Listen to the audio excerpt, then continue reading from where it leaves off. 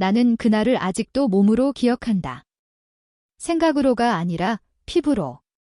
물기 남은 욕실의 공기, 타일에서 올라오던 차가운 기운, 그리고 집이라는 공간이 갑자기 낯설어지던 순간. 며느리가 샤워를 마치고 나오는 걸 나는 보지 않았다. 보려 한 것도 아니었다. 그저 복도를 지나가다 욕실 문이 열렸고 시간 하나가 어긋났을 뿐이다. 그 애는 아무것도 걸치지 않은 상태였다. 너무 짧은 순간이었는데 이상하게도 그 짧음이 길게 늘어졌다. 나는 바로 시선을 돌렸지만 이미 늦었다는 걸 알았다. 집안의 질서 같은 게 무너지는 소리가 들리는 듯했다.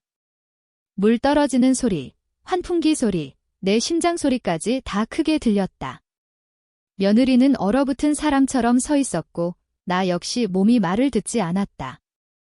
누군가는 뭔가를 해야 했는데 아무도 제대로 하지 못했다. 그 침묵이 가장 불편했다. 소리 없는 질문들이 공중에 떠 있었고 그게 더 아팠다. 이건 사고였다. 분명히. 하지만 사고라는 말로 덮기엔 마음이 너무 시끄러웠다.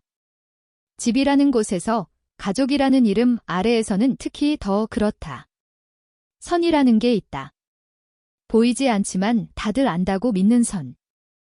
그 선을 밟았다는 느낌이 나를 괴롭혔다. 그날 이후로 나는 며느리의 발소리에 예민해졌다. 욕실 쪽에서 물소리만 나도 괜히 다른 방으로 피했다. 그녀 역시 나를 피해 다니는 게 느껴졌다. 눈을 마주치지 않으려 애쓰는 시선, 식탁에서의 어색한 공기. 아무 말도 없는데 말이 너무 많았다. 불편한 대화가 있었다. 정확히 무슨 말을 했는지는 또렷하지 않다. 변명도 아니고 사과도 아닌 말들.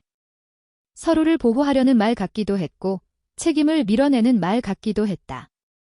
그 대화가 상황을 정리해주진 못했다. 오히려 남은 여운이 더 컸다. 나는 그날 밤 오래 잠들지 못했다. 며느리의 얼굴이 떠올라서가 아니라 나 자신이 낯설어졌기 때문이다. 나는 어떤 사람이었나, 그리고 어떤 어른이어야 했나. 나이가 든다는 건 실수를 덜 한다는 뜻일까? 아니면 실수를 다르게 감당해야 한다는 뜻일까? 그런 생각들이 머릿속을 떠나지 않았다. 이 일은 집안에 작은 균열을 남겼다. 눈에 보이지 않지만 분명히 존재하는 균열, 그리고 나는 그 균열이 더 커지지 않게 막아야 한다는 걸 알고 있었다. 어떻게 해야 할지는 아직 몰랐지만 그냥 모른 척 넘길 수는 없다는 것도 분명했다. 시간은 아무 일도 없었다는 듯 흘러갔지만 집안의 공기는 달라져 있었다. 아침 햇살이 들어와도 설명할 수 없는 무게가 남아 있었다. 나는 일부러 평소보다 더 부지런히 움직였다. 청소를 하고 부엌을 정리하고 쓸데없이 서랍을 열었다 닫았다. 손을 바쁘게 쓰면 마음도 따라잡을 수 있을 거라 생각했다. 하지만 그렇지 않았다. 마음은 자꾸 그날의 틈으로 돌아갔다. 며느리는 조용해졌다. 원래 말수가 많은 아이는 아니었지만 그 이후로는 존재감 자체를 줄인 것처럼 보였다. 같은 집에 있어도 다른 시간대를 사는 사람 같았다. 나는 그것이 더 힘들었다. 화가 난 것도 울고 있는 것도 아니었으니까. 그저 조심하는 모습. 그 조심스러움이 나를 더 작게 만들었다. 나는 스스로에게 여러 번 물었다. 왜 그 순간을 더 빨리 끊어내지 못했을까? 왜 발걸음을 더 빨리 돌리지 못했을까? 답은 늘 비슷했다. 나이와 경험이 순간을 통제해주지는 않는다는 것, 인간은 여전히 당황하고 얼어붙고 잘못된 타이밍에 숨을 고른다. 그 사실을 인정하는 게 이렇게 어려울 줄은 몰랐다. 집이라는 공간은 원래 안전해야 한다. 특히 여자에게는 더 그렇다. 그 생각이 나를 찔렀다. 의도하지 않았다는 말로는 부족했다. 의도가 없었다는 사실보다 그 아이가 느꼈을 감정이 더 중요하다는 걸 늦게 깨달았다. 불편함, 수치심, 그리고 말로 표현되지 않는 거리감. 그것들은 시간이 지나도 쉽게 사라지지 않는다. 나는 나 자신을 합리화하지 않으려 애썼다. 실수였다는 말 뒤에 숨지 않으려고 했다. 대신 책임이라는 단어를 곱씹었다. 책임은 큰 행동이 아닐 수도 있다. 조용히 물러나는 것, 선을 다시 분명히 그리는 것, 그리고 침묵 속에서도 존중을 유지하는 것, 그게 내가 할 수 있는 전부일지도 모른다.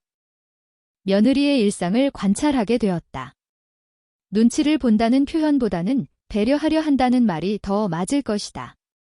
일부러 마주치지 않으려는 동선, 문을 닫는 소리, 발걸음의 속도. 나는 그 모든 신호를 읽고 그에 맞춰 한 발 더 물러섰다. 그것이 늦었지만 필요한 선택이라고 믿었다. 이 일은 나에게 한 가지를 남겼다. 가족이라는 이름이 모든 걸 용서해주지는 않는다는 사실. 오히려 더 조심해야 한다는 사실. 나는 아직 끝나지 않았다는 걸 느끼고 있었다. 이 이야기는 사고로 시작됐지만 어떻게 마무리하느냐에 따라 전혀 다른 의미를 가질 수 있다는 것도. 그리고 그 마무리는 아직 앞에 남아 있었다. 마지막으로 남은 건 정리였다. 사건이 아니라 마음의 정리? 나는 그걸 미루고 있었다.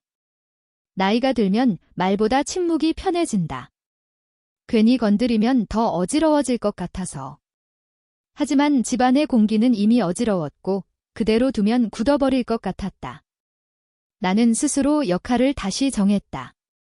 감시자도 판단자도 아니고 그저 어른. 어른이라는 건 다 아는 사람이 아니라 더 책임지는 사람이라는 생각이 들었다. 그래서 먼저 거리를 명확히 했다. 시간표를 바꾸고 동선을 바꾸고 불필요한 마주침을 없앴다. 누가 시키지 않았지만 그게 최소한의 예의라고 느꼈다. 며느리에게 직접적인 말을 꺼내지 않은 건 비겁해서가 아니었다. 그 아이가 원하지 않는 정리를 강요하고 싶지 않았기 때문이다. 어떤 상처는 설명보다 시간이 필요하다. 대신 행동으로 보여주려 했다. 조용함, 일관성, 그리고 다시는 비슷한 상황이 생기지 않도록 하는 확실한 장치들. 문은 항상 잠기게 되었고 규칙은 암묵적으로 공유되었다. 남편에게도 짧게 말했다. 길게 설명하지 않았다. 이 집에서는 조심해야 할 선이 있고 그 선은 모두에게 동일하다고.